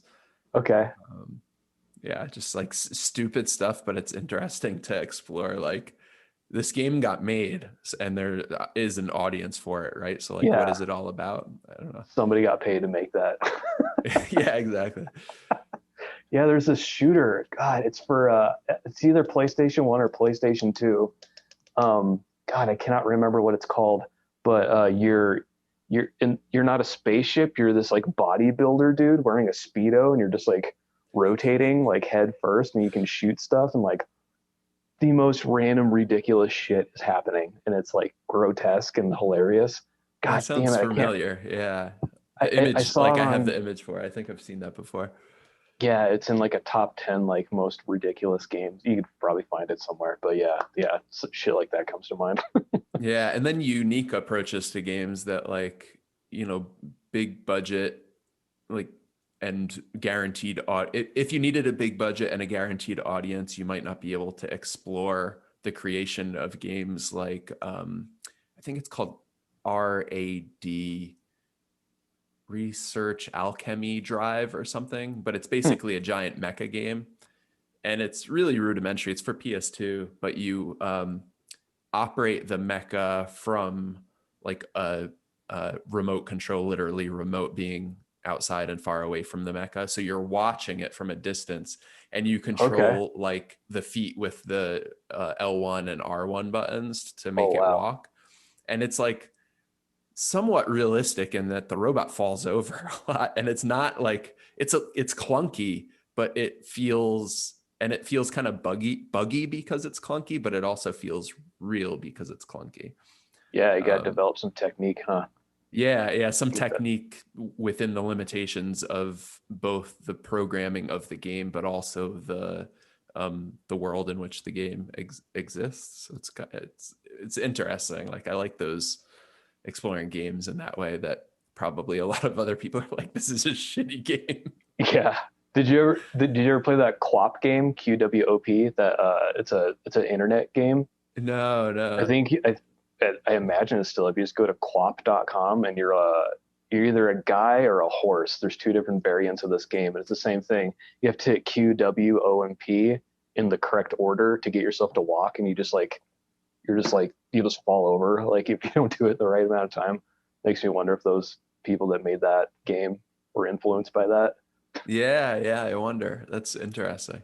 It's Yeah, hilarious. it's cool when like you have to control, like you at the controller are essentially like the brain controlling things when Yeah. it gets that granular, right? And you Uh-huh. realize how much you as a human are doing at any given time, processing this conversation, like my eyes are adjusting to light.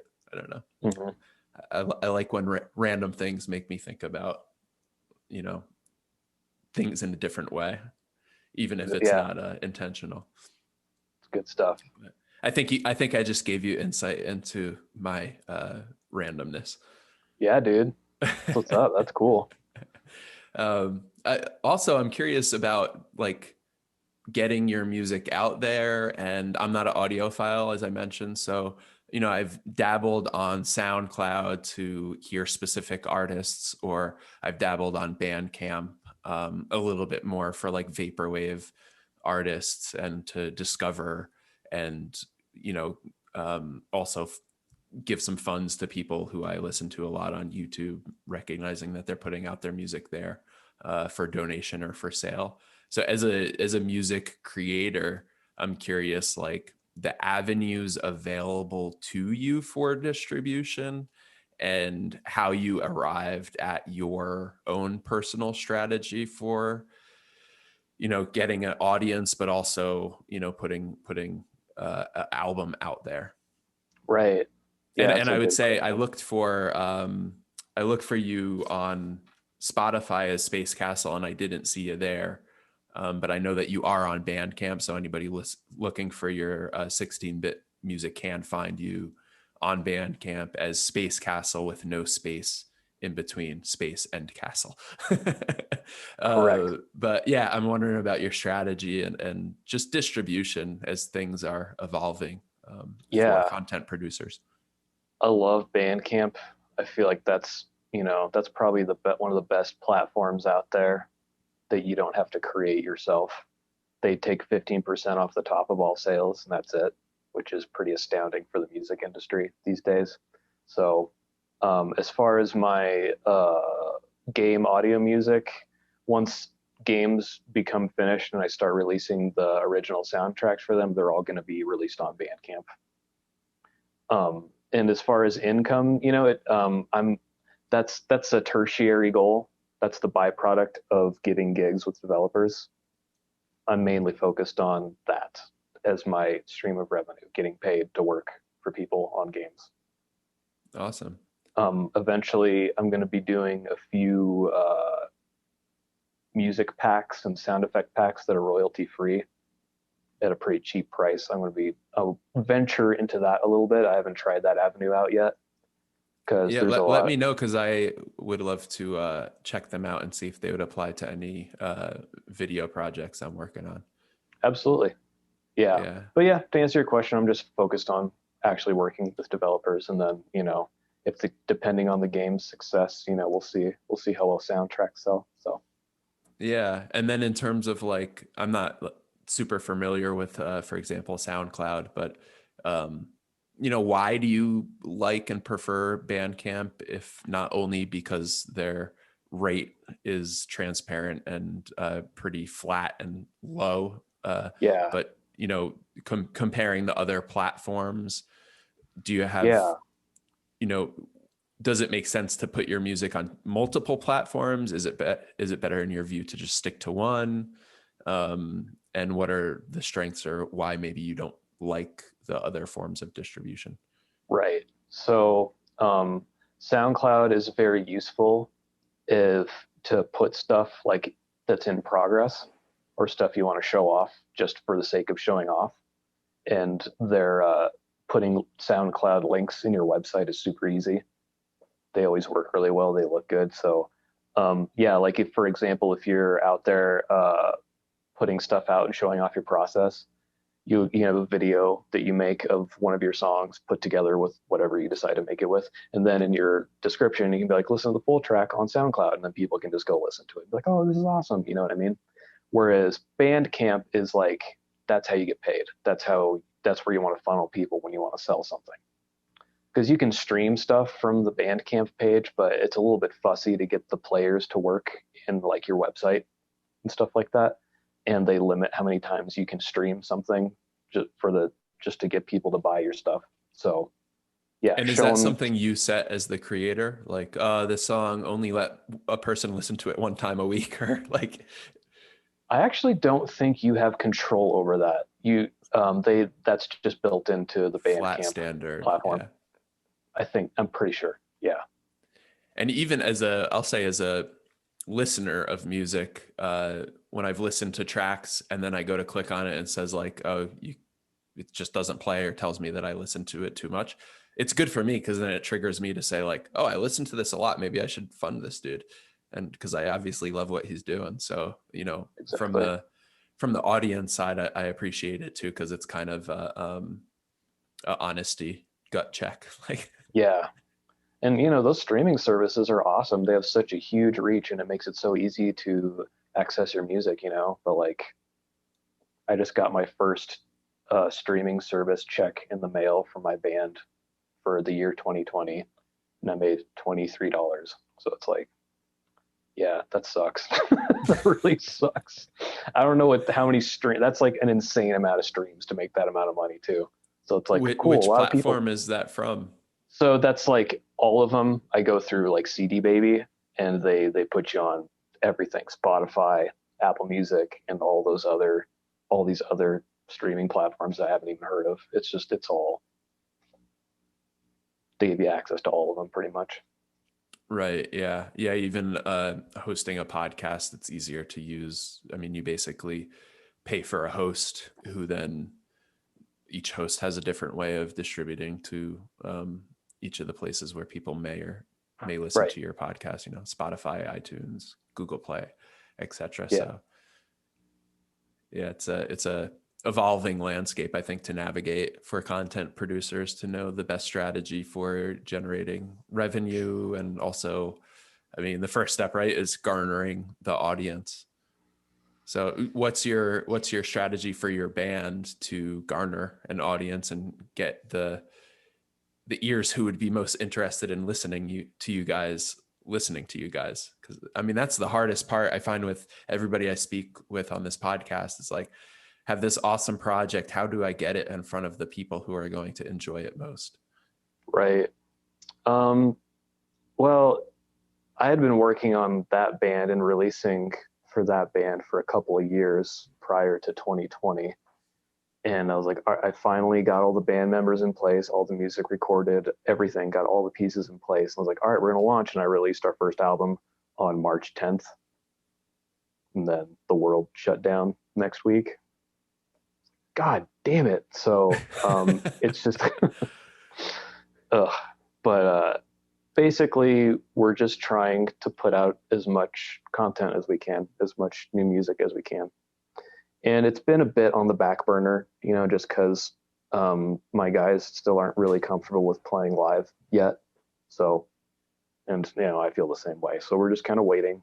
I'm hoping that we're going to be able to play out this summer a bit more. But yeah, I'm hoping to have a new album ready by this next summer to release. Awesome. But That's pretty quick turnover. yeah, I've got plenty of songs. We're pretty close to being finished. I'm at least finished writing the demo. Pretty close. Yeah, but the game audio stuff has been taking precedent over that lately. Because once I can knock out making enough money from that, it's going to be so much. I'm going to have so much more time to work on my band stuff later on. So Right. Is there ever a internal debate or struggle going on for you? Because, you have your jobs that are paying the bills, you have your band, and then you have game music, and time is definitely finite. And I'll kind of reflect your situation. I have a day job. I do this podcast, and then I have a YouTube channel, and I'm like developing like a web series, something of that nature. cool. And it's a lot. And sometimes I sit down at the end of a long work day and I'm like, I got to edit the podcast. I need to get it out there. I also need to work on the web series, YouTube stuff. Which do I do? How do I do it? How do I manage my time? And sometimes there isn't time to do both, and I have to pick one over the other. So is there ever that? And I get frustrated. I mean, I'll be really transparent with you. Like sometimes I'm like, just like, there's no other word for it other than angry. I think like just real frustration with, God, I wish I was further ahead with this project. God, I wish I was doing that. And that's part of the self-judgment we talked about earlier, right? But when it boils down to organizing yourself between projects and not getting overwhelmed, I guess is the appropriate word. Maybe I could throw in instead of frustrated. Yeah. When I do feel, how do you avoid feeling overwhelmed when, you have a lot going on at once? Yes, that's a really good question. And I think I suffered a lot from that when I was first starting out, because I think it's like I felt like I was playing chess, but I didn't know what the different chess pieces were, and I couldn't even see the entire board. I was a pawn, and I could only see a couple of squares ahead of me. Like, all right, I'm playing this game, I think. So like, I think a big part of it was now I feel like I have a pretty big perspective over what the game audio industry looks like. And now I have a bigger perspective on what being, well, I've always played in bands, so I've always had a pretty honest perspective on that. So just having that in place, knowing what moves you have available to you and what the different factors are, that just eliminates a lot of the ambiguity of like, what can I do next? And then after that, like you said, you got to pick what you want, right? Because you only have so much time. So that is a principle to live by. That's one of the things in that Jocko Willink book. It's called, one of his principles is prioritize and execute. Because you're never going to have enough time. Even if you're successful and you get rid of your day job, you're just going to have more shit that you want to do. You're going to be, that's actually not going to go away. Right. Because you're like, oh man, I could start a vineyard. Oh man, I could build a spaceship. There's going to be all these things you want to do. So you just Two have best examples, by the way. So, you just got to pick which one makes the most sense to do and just be okay with that. And sometimes you're just not going to be okay with it. Sometimes you're going to hate that you're not somewhere else, but yeah, man, I don't think that's going to go away. Yeah. But I think the point is to not get hung up on it, because then you're just spending energy on a useless activity, which is feeling overwhelmed and feeling like kind of helpless. But you could do it. Something else it's very simple, right? Just like you said, prioritize and execute, identify, specific, instead of living in this world of ambiguity where you're trying to grasp at clouds, figure out what you could grab onto, hold onto, and execute and clear off your plate so that you can move to the next rung on a jungle gym or something like that, if I Can use a grasping at something in the sky analogy more. Exactly. Yeah, it's hard. You want to grasp at that sky, but it's not always practical. And, you know, that just made me think, two things that I do is, on my actual work days where I'm like, this is my day dedicated for work. I put everything that I do down in my calendar, on my Google Calendar. Even if I'm just like, I just have to sit for 45 minutes because I'm burned out, I'll just put that on my calendar, sat for 45 minutes. So documenting everything that you're doing really helps, because by the end of the day, you look at your calendar, you're like, man, I did a lot today. That's pretty good, you know, and then you can start to see patterns and see what works, what doesn't work. So there's that. And Were you always another, so organized? no, Was it always definitely hard not. for you to get so organized and maintain a practice? It's, it was hard and it still is hard. So yes, I'm, by default, I'm super unorganized in my head. So it's like, it's always a weakness that I'm attacking. Mm. Yeah, Um, I could relate to that for sure. so I would say for somebody like that, document everything that you're doing every day, and then keep an emotion journal. I don't know if you've ever messed around with an emotion journal before, but basically all you do, you can put yourself through a regimen, like, you know, maybe write in it 3 times a day. And then every entry is just, what emotion am I feeling? And you pick one of 8 emotions. You can Google the 8 emotions. You can boil down all human emotion into 8 different categories. So what emotion is this? And then you write, why am I feeling this way? And then you just write out why you're feeling that way. And then you'd be like, is this a problem that needs to be addressed, or is this something that I just got to deal with? And then, you know, you make a plan like, okay, what can I change in my life, or what perspective, how can I change my perspective to address this? And just by putting yourself through that, even if it's only when you're feeling a bad feeling, when you're feeling like overwhelmed or you're feeling jealous of somebody, just processing it through that writing process, just it just clears it up.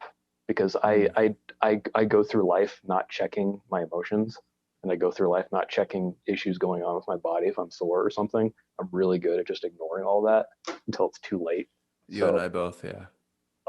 making yourself do that, it really makes a difference. Even if you're happy, even if you're feeling good about something, you can make sure you're not overdoing it, like thinking you did too good at something. You know what I mean? It's Yeah. creative people tend to, we either we either go up and we think we're doing better than we actually are and are kind of inflating our egos, or we're like hurting ourselves with self-criticism. It's very hard for us to just be, whether or not we fail at something or succeed at something, to just be right here, you know? Yeah, yeah. No, that perfectly describes me and probably a lot of people listening.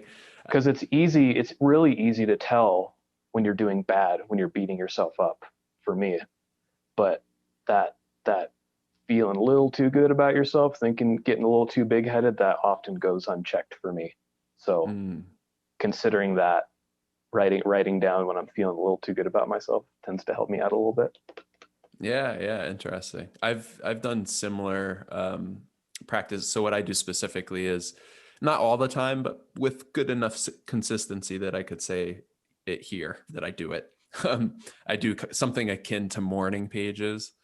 Okay. Um, and I say akin to it. So basically, I just write a journal in the morning, freehand, stream of consciousness, real garbage, like unintelligible. Like sometimes it's like there's a squirrel outside because I'm really trying to capture where my mind is going and what I'm focusing on, what I'm thinking, and what I'm, recognizing in my environment, and in my head and in my emotions. And when I don't write that, I could there's definitely a trend of me slipping into a more depressive state when I've neglected to do that for like 3, 4, 5 days in a row.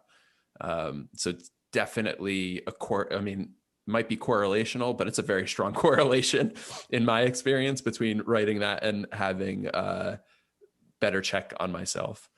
And then another thing that I started doing, and it wasn't like recommended specifically by anybody or anything, but before going to bed, I kind of started to view it as a reverse to-do list. It's a I've done it list. And Okay. it's kind of what you said, like looking at your calendar and realizing what you achieved, because oftentimes I have like these projects going on and I'm not terribly organized. So I worry that I'm not keeping up and doing enough to progress with each of these individual projects. And a lot of times I would realize that I'd be going to bed feeling some regret and not recognizing the things that I did do, and sometimes totally forgetting, like, oh yeah, I spent 2 hours doing this big chunk of the project that was a little bit procedural and maybe not the most exciting part of the creative process, but it was something that needed to get done, and I needed to get done and I did it. And yeah, kind of going through my day and granularly writing down in a list format what I did before I go to bed. That I do a little bit less frequently, but it definitely helps when I do.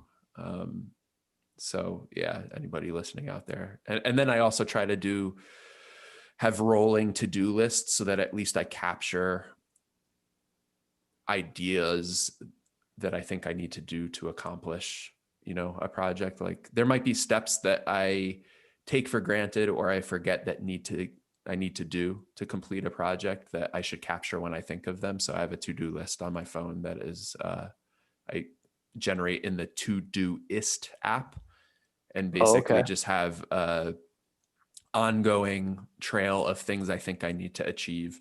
And then every once in a while I'll go in there and clean it up, put them into different buckets, check off ones. I'll realize like, oh, I wrote this down as a to-do and I did it. So I get to check it off and realize that I did something in the course of my daily activity to check off Hmm. something that needed to be completed. So those That's are yeah, my two practices.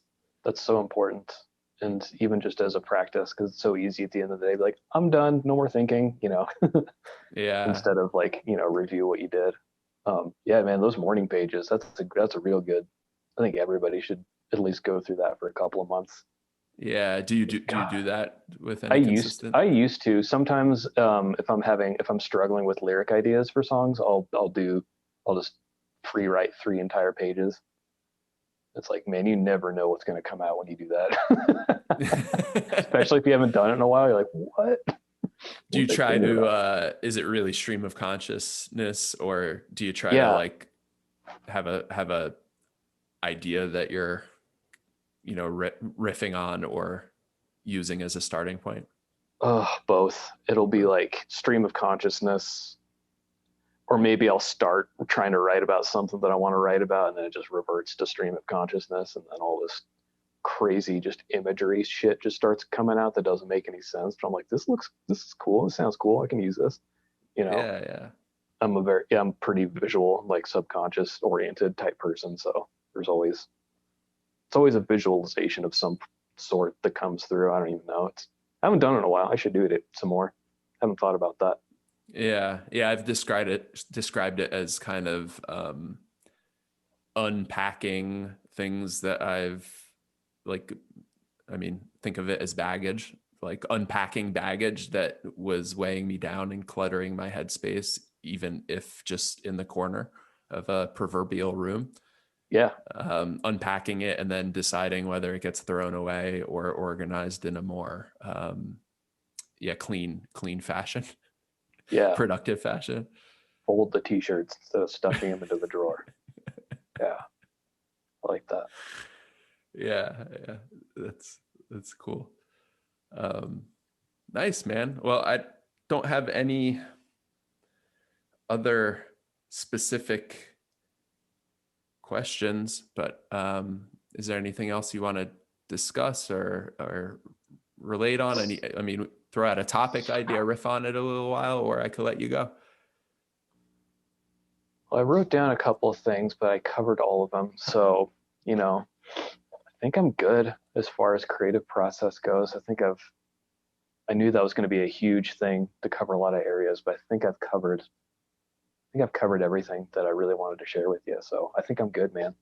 Yeah, thank you. So, I mean, this was, I'm glad and that you thought of some ideas and kind of thought about the interview beforehand, knowing the directions that I might take it, because you were, perfectly prepared to talk on these areas in the level of detail and nitty gritty, kind of digging in deep into like abstract ideas about ideas, essentially.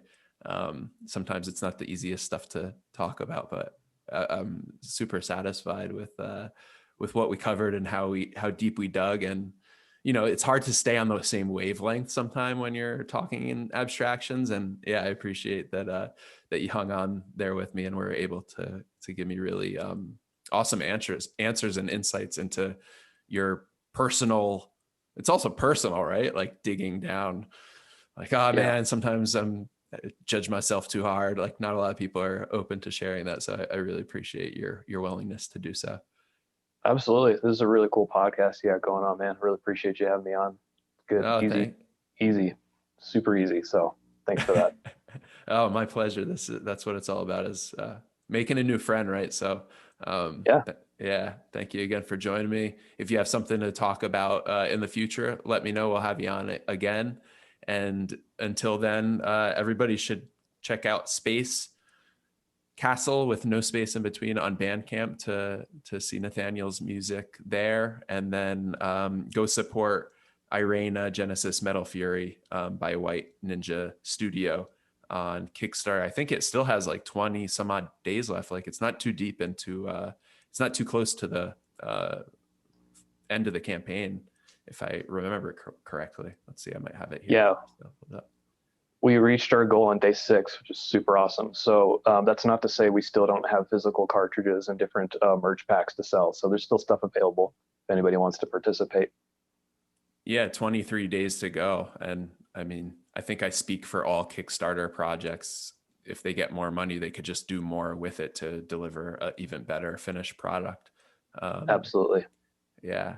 So thanks again for joining me today, and good luck with your, jumping into this career of game music and game sound engineering.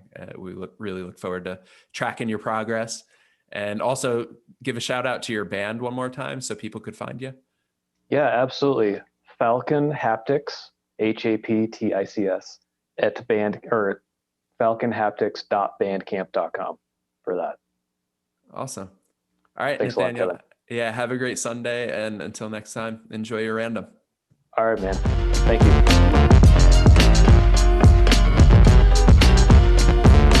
Hello, my fellow randoms. Welcome to the debriefing, which I forgot to mention in my intro, and I just said they're sick of hearing about it anyway. If they're down with the debriefing outro, they will stick around to listen to it. So here we are, and thank you for joining me. And in terms of I'll go into my key takeaways because there were many after I talk about areas where I think I could improve the podcast. I always say prodcast, something about the way my mouth and mind work. Ways that I could improve the podcast moving forward. One thing I'm trying to do, kind of a New Year's resolution, is to be a little less self-critical, because if I do multiple takes for each episode's intro and outro, just based on, sometimes I stutter a little bit. Sometimes I repeat and I'm a little bit redundant in what I say, and I was trying to really minimize and mitigate that. But this is a long-form dialogue podcast, so I'm going to go with the approach of trying to be less judgy of myself and my intro and outro, and just say what I have to say, record them once, and be as organic as possible, and deliver those to you without spending too much time re-recording them over and over again. So putting the cart before the horse, or at least switching up the order of how I usually do these debriefings. I wanted to touch on that because it's fresh on my mind from about 30 seconds ago when I recorded the intro. So just, approaching these with a little bit more levity and not being so self-critical when I'm recording the intro and outro. It's something that I've been getting used to, because when I have a guest on, I'm looking at them on the screen. I'm engaged with what they're saying and thinking about follow-up questions and really trying to understand their intent and potential ways that I could paraphrase what they're saying. Really trying to have a deep understanding of the conversation. So I'm really engaged, and I'm not really thinking about my presentation or what I'm saying. But when I'm sitting here speaking to you before you're actually listening to me live, I am just looking at my own face. And listening to my own words coming out of my own mouth. And that is let me tell you, a situation where you can easily be hypercritical of yourself. Like, oh man, my mustache and my beard's looking a little straggly today. No, stop those thoughts and get on with it. Get on with the show. This is about overcoming those obstacles of self-criticism and just doing the work and creating. And that is, let's jump right into key takeaways. Nathaniel he prepared for this episode, and I really appreciate it because he tapped into essentially what I really love to get into, which is like the ideas about ideas, the ideas about I hate thinking about like biohacking and creative hacking and trying to really create an optimal situation for creativity. But at the same time, you should be cognizant of what situations put you in the best mode for creating. There is value to thinking about these things. And if there wasn't, then I frankly wouldn't have a podcast. That's what this is all about. And the majority of my questions are, at least half of them, end up being about process and idea generation and overcoming the hurdles that every creative faces. And yeah, I really appreciated Nathaniel having some ideas of what he wanted to talk about coming onto this podcast, and they were right up my alley. And I think it showed because we had a great conversation. To go into specific takeaways, I love that he has and I think it's his original, and if it's not, somebody could correct me, but he separated two modes of creativity for himself into conduit mode and general, aka military general mode. And I think it's awesome. We should know ourselves to the point where we are creating vocabulary that applies maybe only or specifically to us. And maybe it'll apply to other people listening. And that's why I'm really happy that Nathaniel shared that with me. So conduit mode is being open to the universe and ideas just flooding in. And general mode is kind of pen on pad, rubber tires to the road. Like, you might not be in a creative mindset, but you got to make something, dude. And I love the way that he described those two, and I love our conversation about trying to channel one mode or the other, the benefits of each mode. And I'm sure we all have kind of this a little bit of a binary dichotomy between like, oh, when I'm really loose in conduit mode or whatever you call it, you're open to the universe, ideas are coming in unfiltered, you're not judging things as they come to you, and there's a certain quality and volume of ideas that come in that mode, right? And then what he described as general mode is sometimes that's probably the mode where we have writer's block because we're being critical of ourselves. We're thinking about other things. We are not giving our creativity the attention and the freedom it deserves to kind of just happen.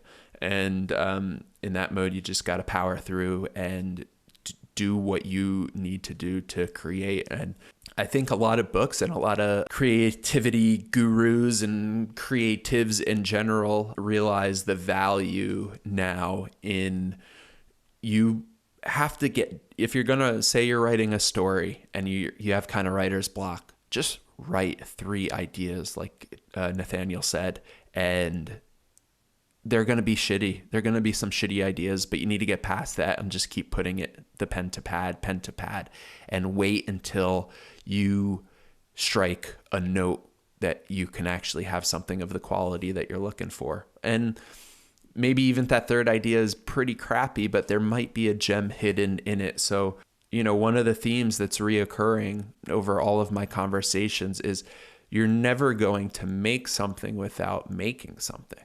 Seems very obvious. You're never going to write a short story without writing. You're never going to film a movie without picking up a camera and filming. And it's a lesson like I need to relearn all the time, and there's no shame relearning it. But it's something that if you don't learn it or relearn it, you're never going to be in a position where you're really having output as a creator. So just do the work, do it, get out there and do it is the advice that I've gotten, and a theme that I've heard from multiple guests, including Nathaniel. Also, just in general, it was really dope to hear about retro game creation, the process, the community, the limitations, the fact that, producing 16-bit music, you have limitations that kind of act as those guardrails so that your options are limited. You have to use what is in front of you. You have only a couple of colors on your palette, so to speak, and maybe one brush, as opposed to multiple colors and different types of paper, multiple brushes, and the ability to digitize and then manipulate your image that way. I'm a visual dude, so I'm kind of turning what Nathaniel is talking about into a visual representation of dealing with the limitations of 16-bit music generation.